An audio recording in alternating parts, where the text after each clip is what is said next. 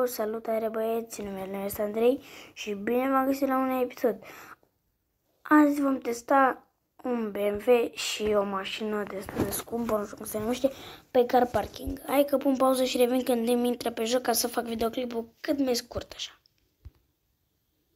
Nu uitați să-mi dați și mie un follow pe Instagram, Dumitru Robert Andrei, și pe TikTok, Andrei bară jos 112 sau nu mai știu cum îl cheam pe TikTok, dar în fine. Să-mi dați un follow pe Instagram, Dumitru Robert Andrei, să-mi dați un like la acest video cine vede video ăsta și un subscribe. Hai că testăm mașina asta. Hai să dăm pe single player. În pauză și revin. Așa, deja am început aici, hai să dăm un pic. Asta e un BMW M3. Cine știe, și hai să dăm 3, 2, 1 și...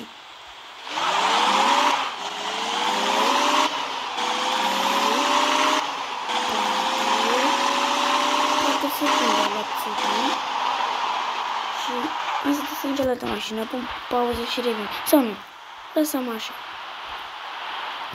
Cu aia a fost Andrei și nu trebuie să apăsați pe butonul de like. Pa, pa!